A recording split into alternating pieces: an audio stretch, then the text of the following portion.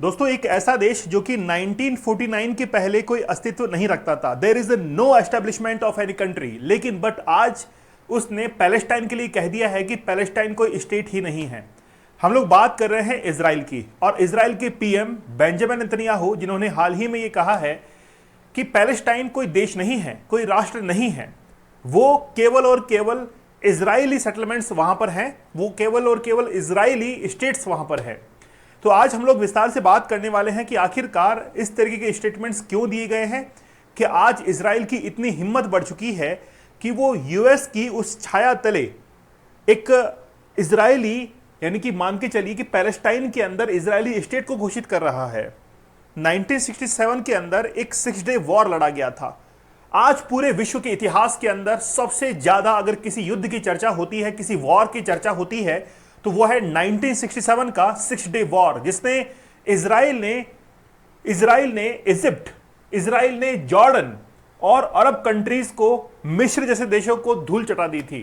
केवल 6 दिन के अंदर 5 जून से लेकर 10 जून के बीच में 6 दिन ये युद्ध चला था और तमाम अरब कंट्रीज को हरा दिया था, चाहे फिर वो कितनी भी पावरफुल क्यों ना हो। कहते हैं कि राष्ट्रवाद, पैट्रियटिज्म जो है वो बड़ा जबरदस्त होता है। अगर किसी व्यक्ति के अंदर राष्ट्रवाद है तो वो अपने देश के लिए कुछ भी कर जाएगा। जर्मनी के अंदर पहले इजरायली, जिनको हम लोग कहते हैं कि पहले कोई देश नहीं था, तो जर्मन के अंदर आप लोगों को हिटलर के बारे में पता होगा, तो हिटलर ने एक गैस चैम्बर की घटना को अंजाम दिया था। वहां से जैसे जर्मन के अंदर इनके साथ में डिस्क्रिमिनेशन होता था, वहां से उठकर फिर ये इजराइल देश को बनाते हैं, और इजराइल देश को बनाते बनाते आज अपने आप को इतना एक्सपांड कर रहे हैं कि स्टेटमेंट ये निकल कर आ रहे हैं कि पैलेस्टाइन कोई स्टेट ही नहीं है। अब यूएस ने ये कहा है कि जिस तरीके से इजराइल ने हाल ही में कतर के ऊपर अटैक किया और ये कहा कि वहां पर हमास का लीडर छिपा हुआ था और इसीलिए हमने कतर के ऊपर अटैक किया, और कतर इस बात से नाराज था कि आपने हमसे बिना पूछे हमारे ही देश के ऊपर अटैक क्यों किया। और ये बात जब यूएस तक पहुंची तो यूएस ने कहा कि हम लोग यूएन के अंदर जाएंगे। आप मुझे बताइए, यूएसए अगर इजराइल को हेल्प ना करता, वेपन सप्लाई नहीं करता, तो क्या ये युद्ध हो पाता? ये सब यूएसए का किया धरा है। आप देखिए जिस तरीके से रशिया यूक्रेन वॉर के अंदर $300 बिलियन की डील की गई यूक्रेन के साथ में कि हम लोग आपको वेपन्स, आपको मिसाइल्स, आपको ड्रोन सप्लाई करेंगे। तो यूएसए ने आज पूरे विश्व को वेपन्स के लिए एक मार्केट समझ रखा है, इसलिए वो वेपन सप्लाई करेगा। मैंने कई बार अपने लेक्चर्स के अंदर कहा है, लेकिन बेंजामिन नेतन्याहू ने कहा है कि no Palestine state, this place belongs to us. मतलब ये जो पैलेस्टाइन है उसको हम लोग ले रहे हैं। चलिए विस्तार से बात करेंगे, लेकिन ये देखिए कतर के ऊपर अटैक किया गया और फिर कतर ने कहा कि यूएसए जो है इसके ऊपर अब क्यों आवाज नहीं उठा रहा है। साथ ही के अंदर US joins UN Secretary Council criticism of Israeli strike in Qatar। मतलब यूएस ये कह रहा है कि हम लोग इस बात को लेकर कहां पर जाएंगे, यूएन के अंदर जाएंगे। अब यूएन जो कि इन्फ्लुएंस्ड है बाय यूएसए, आप देखिए कि यूनाइटेड नेशंस की स्थापना जो की गई थी वो कहीं ना कहीं यूएसए के इन्फ्लुएंस के अंदर की गई थी, और आज यूएसए के इन्फ्लुएंस के अंदर ही वो सब कुछ चल रहा है। तो यूएसए ने आज इजराइल को वेपन्स दिए और ये कह रहा है कि हम लोग अब यूएन के अंदर जाएंगे। तो बात यह है कुल मिलाकर कि ये सब कुछ यूएसए जो है प्लान कर रहा है। यूएसए ने इसको एक पपेट की तरह माना हुआ है। लेकिन हमारा ये जो कोर्स है 75 डेज का हार्ड चैलेंज बड़ा जबरदस्त है, आप लोग इसको जरूर एक्सेप्ट कीजिएगा। मेरा ये मानना है कि अगर आप इसके अंदर जो टेक्निक्स बताई गई हैं आप उनको अपनाते हैं तो जरूर आप लोग इससे बाहर निकलेंगे, और 175 डेज का हार्ड चैलेंज अगर आप में विल पावर है तो आप इसको जरूर एक्सेप्ट कीजिएगा। चलो, तो क्या है, बेंजामिन नेतन्याहू क्या कह रहे हैं? There would be no Palestine state and that the land belongs to Israel. He made the statement at the ceremony of Maale Adumim. मतलब एक जगह है जो कि जेरूशलेम के अंदर है, और उसकी सेरेमनी के अंदर उसके एस्टैब्लिशमेंट या फिर वहां पर कॉलोनीज बसाने के लिए एक सेरेमनी जो है वो कंडक्ट की गई थी, और इसी के अंदर कहा कि वो जो लैंड है वो इजराइल को बिलोंग करती है, जबकि पहले कुछ था ही नहीं। आप देखिए कि इन्होंने ये भी प्रॉमिस किया कि हम लोग वहां पर अपनी पॉपुलेशन को डबल कर देंगे उस सिटी के अंदर, और उसको एक हेरिटेज, उसको एक सिक्योरिटी लैंड जो है वो हम लोग डिक्लेयर करेंगे। तो धीरे धीरे अपने सेटलमेंट जो है वहां पर वो एक्सपांड कर रहे हैं और बेसिकली ऑक्यूपाइड कर रहे हैं। कहां पर? वेस्ट बैंक के अंदर। अब देखिए पहले तो आप लोगों को यह समझना पड़ेगा कि इजराइल जो है जब वो एक्सपांड कर रहा है, जब वो एक्सपांड कर रहा है जेरूशलेम के अंदर, उस एरिया के अंदर, तो उस एरिया का एक नाम दे रहा है पर्टिकुलर, और वो है E1। E1 उस एरिया का नाम दे रहा है। रफली 12 स्क्वायर किलोमीटर का वो पीस है जो कि जेरूशलेम और माले अदोमिन के बीच में है। अभी हम लोग मैप से भी इसको समझेंगे।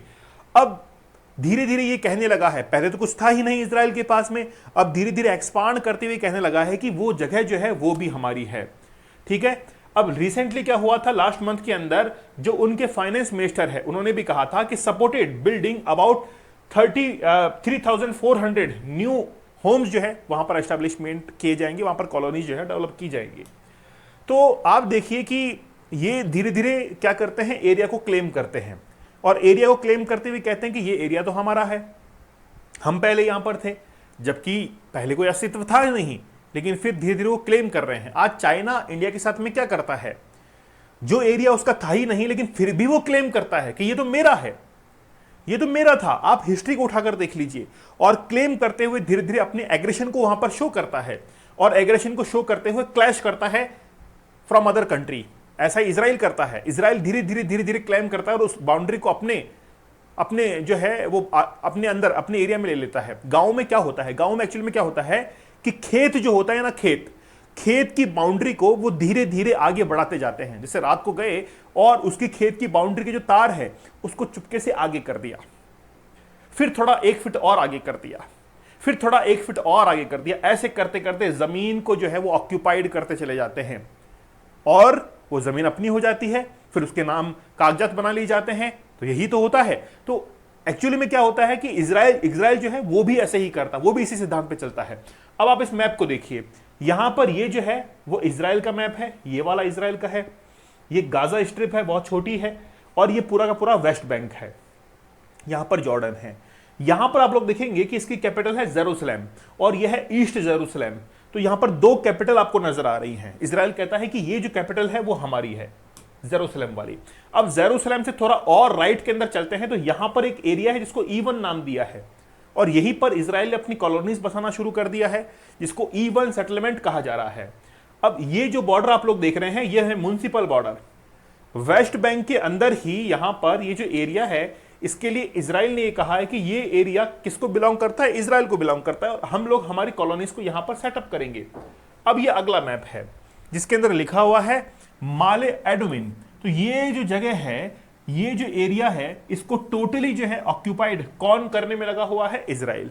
अब मैं आप लोगों को एक मैप दिखाऊंगा, आप इस मैप को देखिएगा। अब देखिए यहां पर ये इजराइल का फ्लैग भी वहां पर लहरा रहा है, ठीक है, और उसको ऑलरेडी जो है डिक्लेयर कर दिया कि ये तो इजराइल से बिलोंग करती है।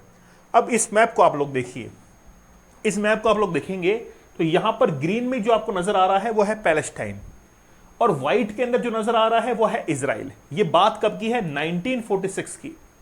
जैसे ही बात आगे बढ़ती है 1947 के अंदर, तो यूएन ने एक प्लान बना कर दिया कि पैलेस्टाइन जो है वो यहां पर रहेगा ग्रीन के अंदर, और ये पूरा जो है इजराइल रहेगा। इजराइल ने 1967 के अंदर एक वॉर लड़ा, और वॉर के अंदर अरब कंट्रीज को हरा दिया। फिर इजराइल ने और एक्सपांड किया और पैलेस्टाइन की जमीन यहां पर ले ली। जो पैलेस्टाइन पहले पूरा का पूरा यहां पर ग्रीन में नजर आ रहा था, वो केवल अब यहां पर पॉइंट्स में नजर आने लगा, पॉइंट्स में नजर आने लगा। अब इजराइल कहता है कि यहां पर ये जो एरिया दिखाई देता है ये अब उसका है। तो आप समझ गए रणनीति इसकी क्या है, क्या स्ट्रेटेजी है। तो इजराइल ये कहता है कि भाई हम लोग अपने आप को एक्सपांड कर रहे हैं, और ये जो E1 है ये किसका है, ये इजराइल का है। तो इसकी एक एक्सपांशन पॉलिसी हम लोग कह सकते हैं। Israel settlements in the West Bank occupied since 1967। तो 1967 से ये इसको ऑक्यूपाइड करते हुए आ रहे हैं। Are considered illegal under international law, जो कि इलीगल करार दिया जाता है अंडर इंटरनेशनल लॉ, लेकिन फिर भी इजराइल इसको छोड़ने के लिए तैयार नहीं है। यूएसए इजराइल को ये कहता है कि भाई तुम लोग कतर के ऊपर क्यों अटैक करते हो, ठीक है। अब कोई यूएसए से पूछे कि भाई क्या आप इजराइल को सपोर्ट करते हो इसके अंदर, तो यूएसए मना कर देता है कि नहीं, हम तो इजराइल को रोकना चाहते हैं, लेकिन इजराइल रुकने का नाम नहीं ले रहा है, हमारी बात नहीं मानता है। तो क्या आज इजराइल इतना बड़ा देश हो गया है कि जो यूएसए कहना ही नहीं मान रहा है? ऐसा पॉसिबल है? जब आप पूरी दुनिया के ऊपर टैरिफ लगाने की ताकत रखते हो, इंडिया के ऊपर 100% टैरिफ लगाने का भी धमकी दी है, तो आपसे इजराइल संभल नहीं रहा है। जिसको आप वेपन सप्लाई कर रहे हो, जिसका पूरा डिफेंस इक्विपमेंट आपका है, जिस पर इकोनॉमी जो है वो आपके द्वारा चल रही है, लेकिन फिर भी आप जो है ये कहते हैं कि इजराइल मानने को तैयार नहीं है। नहीं नहीं नहीं नहीं, ऐसा नहीं है। इजराइल को आप मनाने को तैयार नहीं है। अगर इजराइल को ये कहे कि आगे से अगर कोई अटैक किया तो हम आपके ऊपर अटैक कर देंगे, खत्म कर देंगे इजराइल को, फिर वो कंट्रोल के अंदर आएगा। लेकिन नहीं, वो तो क्या करने को है, इजराइल को और स्पार्क करने को है, ताकि वो बहुत गजब तरीके से क्या करे, अटैक करे अपने आसपास की कंट्री पर। अब ब्रिटेन और फ्रांस का ये कहना है कि हम लोग जो है इसको अपोज करते हैं। जैसे अभी कतर के ऊपर क्या किया था, अटैक किया था, उसको भी वो अपोज कर रहे थे कि नहीं ये ठीक नहीं है इस तरीके से। तो Britain has said it will take this step if Israel does not agree to cease fire. अगर इजराइल सीज फायर के लिए एग्री नहीं होता है गाजा कॉन्फ्लिक्ट पर, तो फिर वो क्या करेंगे, वो यूएन के अंदर जाएंगे और इस बात को रखेंगे कि हम लोग इसके अगेंस्ट के अंदर है। ठीक है, तो ये ब्रिटेन और फ्रांस ने अपनी क्या रखा है, वहां पर अपना स्टैंड रखा है। The Israeli NGO peace now, Israel का एक एनजीओ है peace now, which tracks settlements activity. वो पीस नाउ जो एनजीओ है वो पूरा का पूरा क्या कर रहा है, वहां पर ट्रैक कर रहा है कितने लोग जा चुके हैं, कितने सेटलमेंट्स हो चुके हैं। तो पूरी जो गतिविधि है उसको ट्रैक करने की जिम्मेदारी पीस नाउ इस एनजीओ की है, जो कि पूरी वहां पर सेटलमेंट्स को देख रहा है कि कितना इजरायली कॉलोनीज जो है एक्सपांड हो चुकी हैं इनके बारे में। ठीक है, अब बात यह है कि इजराइल ने जिस तरीके से अपना दमखम दिखाया है और वो एक्सपांड कर रहा है, मुझे लगता है कि आगे आने वाले समय में पैलेस्टाइन पूरा का पूरा खत्म हो जाएगा। तो पैलेस्टाइन आज खत्म होने को है, लेकिन कोई बोल नहीं रहा है। वेस्टर्न कंट्री जो है वो चुप हैं, उनको पता है कि 1967 के वॉर के अंदर क्या हुआ था और इजरायली किस पॉलिसीज पर चल रहे हैं, लेकिन वो कुछ बोलेंगे नहीं, क्योंकि उनके मार्केट्स डेवलप हो रहे हैं, क्योंकि उनको पता है कि हमारे लिए एक ऐसा पपेट तैयार हो रहा है, एक कठपुतली तैयार हो रही है जो कि पूरे विश्व से लड़ने को तैयार है। तो वो क्यों उसको रोकेंगे। कभी भी जो है इजराइल को इस्तेमाल करने की बारी आएगी तो यूएस इस्तेमाल करेगा, और वो करता आया है। अभी जैसे रशिया, चाइना और इंडिया, इनके बीच में एक ट्राइलैटरल एग्रीमेंट हुआ है, एग्रीमेंट ट्रेड को लेकर। तो कभी अगर इनके खिलाफ भी इजराइल को इस्तेमाल करने की बारी आएगी तो करेगा वो। तो यूएसए जो है किसी भी हद को पार कर सकता है। दोस्तों, हमारा डीप वर्क का कोर्स बड़ा जबरदस्त है। आप लोग जानेंगे कि फोकस की पावर क्या होती है। ठीक है, 30 टेक्निक्स ऑफ डीप वर्क मैंने बताई हैं, साथ में 75 डेज का हार्ड चैलेंज, ताकि आप लोग पोर्नोग्राफिक कंटेंट जिसको देखना बंद करें और अपने काम पर, अपने टारगेट पर फोकस रखें। इसके लिए मैंने 75 टेक्निक्स आपको बताई हैं। और अगर आप में विल पावर है तो 175 डेज का हार्ड चैलेंज जरूर ज्वाइन कीजिएगा। ये बड़ा गजब है। आप लोग कहेंगे नहीं सर 75 डेज नहीं, हम तो 175 डेज का हार्ड चैलेंज एक्सेप्ट करते हैं। तो मुझे आप लोग दीपक इंदौर ऑफिशियल टेलीग्राम पर जरूर ज्वाइन कर लीजिएगा। आपकी क्या राय है इजराइल के बारे में, मुझे आप लोग कमेंट सेक्शन में जरूर बताइएगा। तो मिलते हैं आप लोगों से अगले सेशन में, तब तक धन्यवाद, थैंक यू, जय हिंद।